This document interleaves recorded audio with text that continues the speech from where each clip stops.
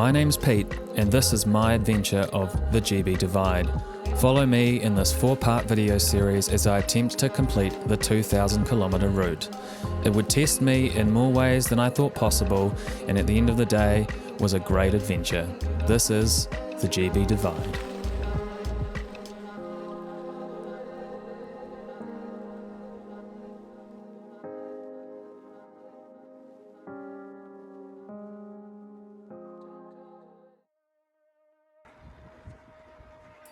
Welcome back to episode 4 of the GB Divide series. And for this episode to make sense, it really needs a little bit of context about what physical state I was in at this point. I had tallied up how much riding I'd done in the first 7 days of the trip, and it blew my mind to see that I'd done 50 hours of riding time. And that doesn't even include all of the off-bike time where you're lifting bikes over fences, grappling with the directions, finding food, and all of the other parts that are just associated with bikepacking. And part of what I was struggling with was the fact that I had 15 days to do this. I thought that 130k a day would be pretty achievable, but it turns out with the terrain and the super heavy setup I was taking, it was taking everything I had to get that distance each day. And I was failing, I wasn't making it. So it meant after the biggest week of riding of my life, I had to back it up with an even bigger one. And the point of this isn't really just to list out a whole bunch of excuses. Really, it's just to paint the picture that I was at my absolute physical and mental limit. It was a state of fragility that I've never really experienced before. My mate Andy sent me this song. I hadn't listened to it the whole trip, I was sort of saving it, and I chucked it on whilst I was riding through the mist up into the Scottish borderlands, and I just burst into tears. And to this day I don't really know what I was crying about, other than that it was just a raw outpouring of emotion. With a good cry out of the way, I put on some upbeat music and I set off to try and complete the biggest day of my trip yet. Don't know if you can see over there, but that's Hadrians Wall. Do I go through it maybe? It's pretty sweet. It's a misty morning here for my last day in England as we ride up into the borderlands.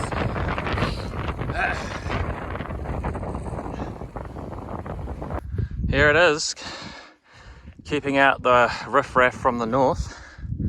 Hadrians Wall, you can see it going all the way over there, and I'm going into the north.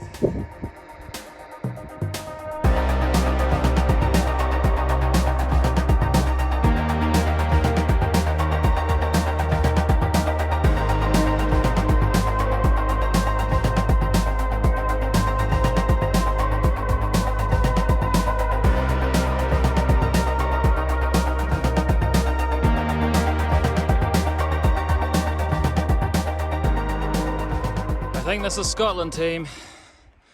That brings an end to my English adventure. And now I've just got Scotland to go. Let's keep going. Get through this giant off-road section.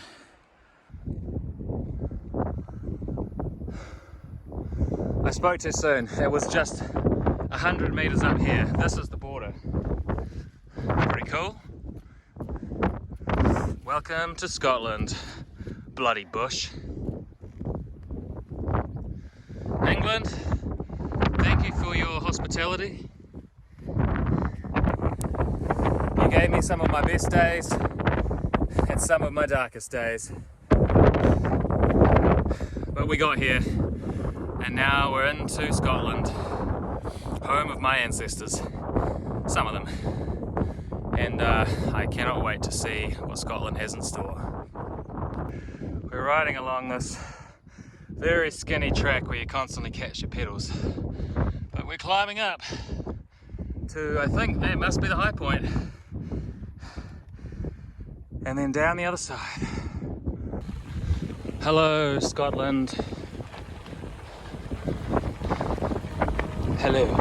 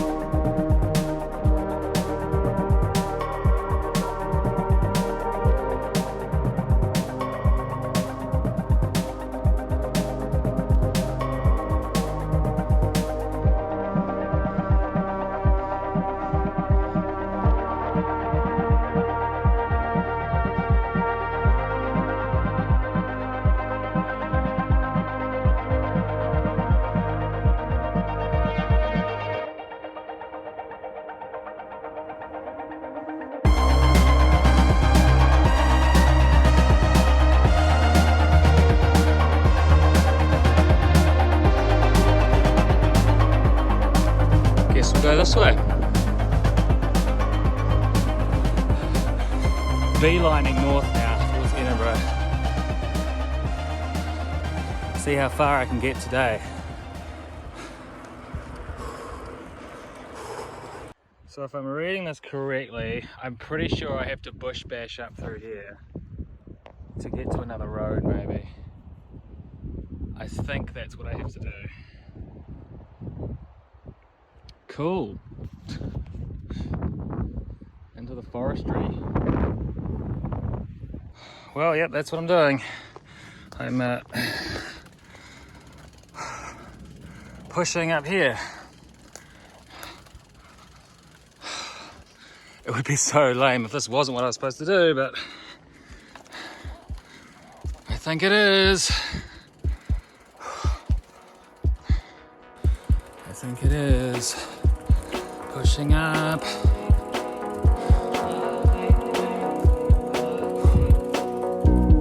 Pretty eerie.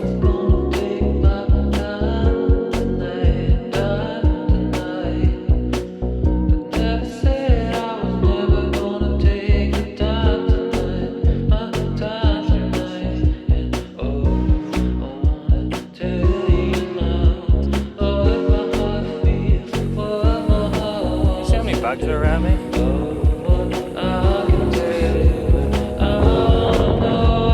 Like a constant swarm of these.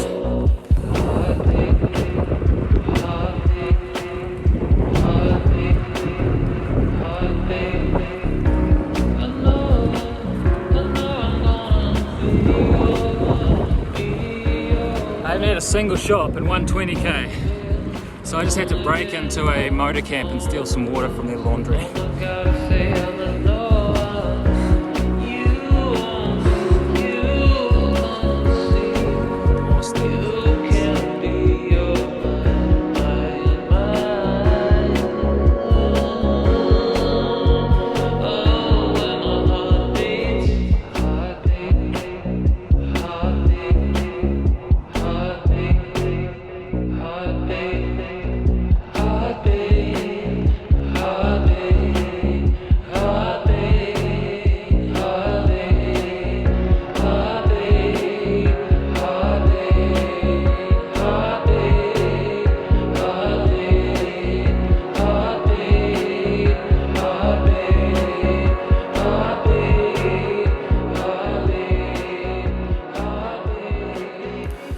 Now, I'd been making good progress north, but this was literally the first time on the trip I'd not managed to find a single shop for the entire day, and I had no food, and I'd spent the whole day without much water, so suffice it to say, I was basically in survival mode. But I only had one climb to go before I got back to civilization, so I thought I could make it. But unfortunately for me, the last climb of the day was a gravel monster. And with dwindling energy levels, I was left with two options: either hike the whole thing over 2 hours or go all in. It would require me to go somewhere deep in my reptilian brain I didn't know existed. And after the worst 20 minutes of riding of my entire life, this is what I had to say. Wow!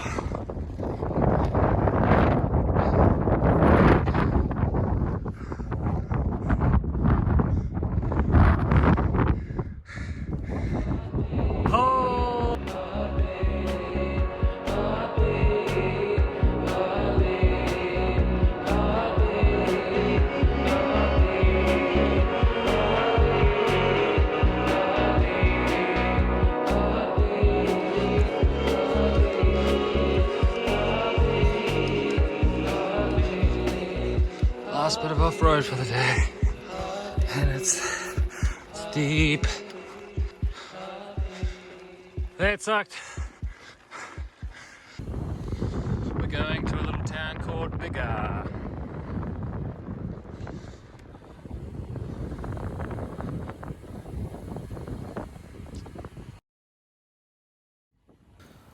I awoke on day 12, finally having to face the music. I knew I had about 600 k's left and only 3 days to do it in. I'd been holding out hope as I did my trip that I'd be slowly clawing back distance, but yesterday I gave it everything I had and I only managed 160k. So the chances of me doing 3 200k days back to back whilst in the most remote and the most technical section of Scotland, I just didn't think I could do it. And I've got no doubt that if I was actually in the GB Giro and I was racing, I could have pushed on and I could have finished. But the problem was I wasn't racing, well at least I wasn't supposed to be.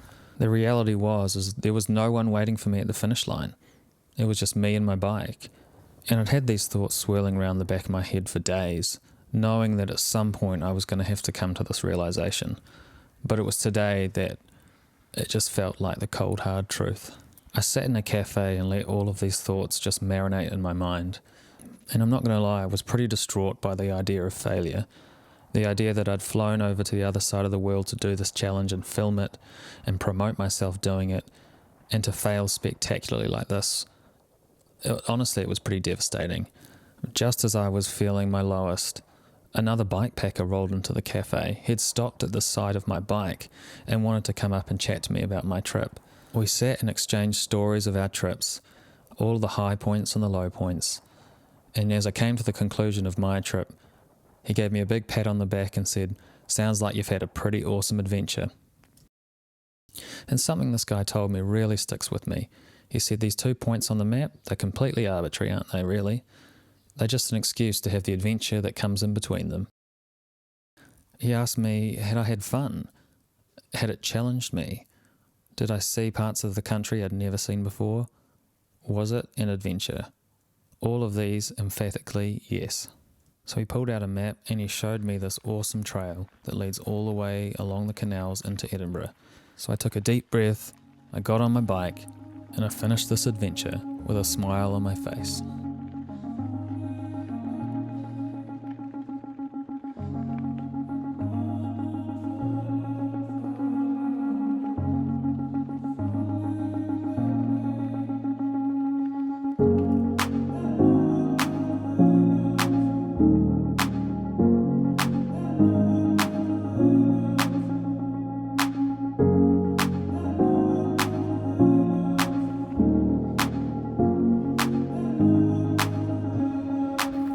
It's all my fault. I've been acting kinda strange lately. People say you don't seem much like yourself. Why don't you tell me what's wrong, baby? This canal trail going into Edinburgh is absolutely stunning. And I would not have experienced this if I hadn't quit, so this is quite a nice way to finish because I can just kind of cruise along here, sort of reflecting on my trip and the emotions that I'm feeling, which is well and truly a mixed bag. There's the relief of not having to wake up tomorrow with the dread of what was coming. There's the sadness of failure. It's hard when you set off to do something like this and you make it so sort of public and then you fail. But sometimes the stories of failure are more interesting than the stories of success, I think. So this will be a story, and one that I will remember for the rest of my life, I think.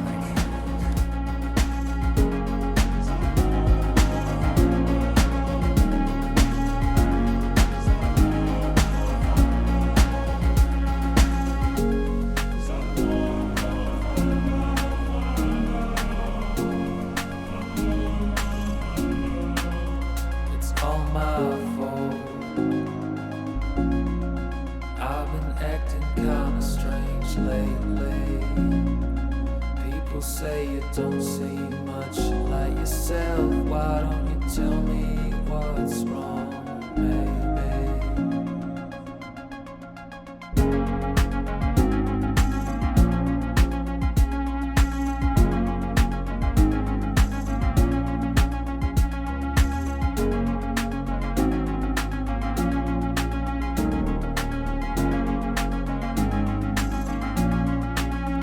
It's all my fault.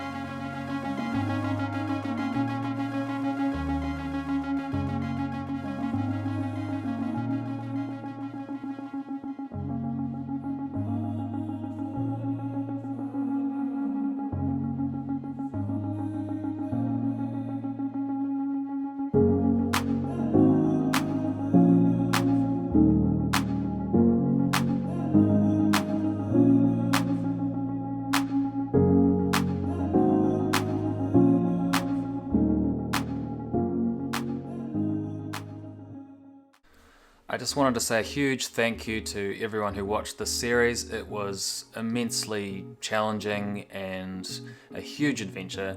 It took me ages to think about, the story I wanted to tell. I hope this kind of portrayed well the ups and downs I went through on this trip. I wanted to do a huge thank you to my sponsors for this trip. Chapter 2 provided me the beautiful Owl gravel bike. They are a boutique frame manufacturer based in New Zealand, and they make fantastic bikes. I reached out to them for some support for this trip, and they provided me this bike, and it was an absolute dream to ride. I had zero mechanical issues at all. It was a fantastic bike. I really also want to thank Ground Effect Clothing, a New Zealand cycle clothing brand who also jumped at the opportunity to support me on this adventure, and I'll provide a link to a review article that they posted which runs over all the gear choices I made. I don't think I went into this with any idea of how challenging this trip was going to be. It's by no means the last bikepacking trip I'm going to do. I've learned so many lessons from it, and I can't wait to do some more trips in future, and there is definitely more coming. So thank you all for watching, and I'll see you soon. Bye.